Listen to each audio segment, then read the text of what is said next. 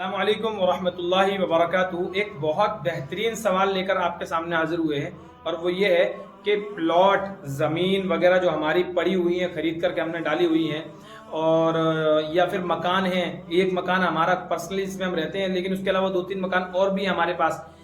तो ये जो जायद मकान हैं, इन मकानों पर ज़कात का हुक्म क्या है? क्या इनकी ज़कात निकालेंगे तो किस तरीके से निकालेंगे? देखिए, ध्यान से सुनिए, इस मसले को जरा तवज्जो से हम लिख करके समझाते हैं। देखिए, ये मेरा एक पर्सनल घर है जिस घर में मैं रहता हूँ, ठीक है। उसके अलावा मेरे पास 1 2 3 4, अगर मिसाल के तौर पर 4 इसलिए कह दिए कि ज्यादा से ज्यादा मान लो जितने मान सकते हैं, ये चारों घर मेरे पास मौजूद है।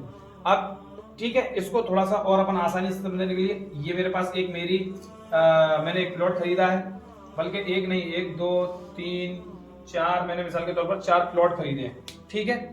अब आप इसमें ये ध्यान रखिए, आपने ये सारे के सारे क्या है? ये प्लॉट है, ठीक है। क्या है? प्लॉट। और ये सारे क्या है? आपके घर हैं आपके, ठीक है। अब आपको समझना है मसला, जिस घर के हम अंदर रह रहे हैं, जाहिर सी बात है, जिस घर के अंदर हम रह रहे हैं, जिसको इस्तेमाल में ला रहे हैं, उसकी तो ज़कात आ ही नहीं सकती है, क्योंकि इस्तेमाली चीजों पर ज़कात नहीं है जिनको हम इस्तेमाल में लाते हैं। तो जिस चीज को हम इस्तेमाल कर रहे हैं उस पर तो ज़कात नहीं है, तो पक्की पता है हमें। इनका मसला क्या है, और ये जो प्लॉट हमने खरीद कर रखे हैं, इनका मसला क्या है? एक लफ्ज में इन सब का जवाब मिल जाएगा, एक लफ्ज में, और वो ये कि खरीदते वक्त इनकी नीयत क्या है। आपने जब इनको खरीदा है तो इनकी नीयत क्या है? आपने प्लॉट खरीदे हैं, आपने किस नीयत से खरीदे? बेचने की नीयत से खरीदे हैं, ठीक है। अगर ये घर खरीदे हैं, बेचने की नीयत से खरीदे हैं या रहने की नीयत से? अगर आपने ये प्लॉट चाहे 10 हो, आपने रहने की नीयत से या दूसरे किसी नीयत से खरीदे हैं, या आपको खुद नहीं पता कि मैं बस सिर्फ खरीद रहा हूं, ना बेचना है ना रहना है, कोई नीयत नहीं है, तो आपको अगर जब ये मालूम नहीं है कि आपने खरीदे क्यों हैं, या फिर आप बता भी रहे हैं कि मैंने रहने के लिए, अपने पर्सनली काम के लिए खरीदे हैं, तो फिर आपकी इनमें से किसी भी प्लॉट पर ज़कात नहीं आएगी, किसी भी प्लॉट पर ज़कात नहीं आएगी। और जिन घरों पर जो घर आपके इस्तेमाल के अलावा हैं, जैसे एक घर इलाहाबाद के अंदर है, एक कलकत्ता में, एक MP में, एक UP में, इस तरीके से घर आपके पड़े हुए हैं, तो आपके घरों की नीयत बेचने की नहीं थी, बल्कि रहने की थी। जब भी वहां जाएंगे तो वहां रह लेंगे, चाहे आप साल में एक आध बार जा रहे हैं। तो इन घरों की नीयत जबकि आपकी खरीदने की बेचने की नहीं थी, तो इन घरों पर भी ज़कात नहीं आएगी। लेकिन अगर आपने ये जमीन किसी को किराए पे दे रखी हुई है, ठीक, जैसे मिसाल के तौर पर आपने अपनी जमीन पर किसी को किराए पर दे दी है, कोई फैक्ट्री डाला हुआ है, तो उसका किराया आ रहा है, पहली बात, ठीक है।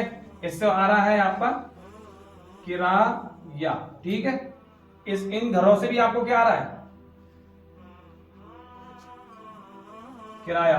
किराएदार लोग ठहरे हुए हैं घरों के अंदर, आपके जमीन आपकी किराए पे दी हुई है आपने, तो घरों से जरूरत के से ज्यादा जो आपने घरे हैं, अपनी जमीन है, इनसे जो भी आपके पास नफा आ रहा है, आपके पास जो भी किराया आ रहा है, उस किराए पर जब आपका साल गुजर जाएगा, जब वो किराया आपको मिलेगा, तो आपकी रकम के अंदर वो शामिल हो जाएगा।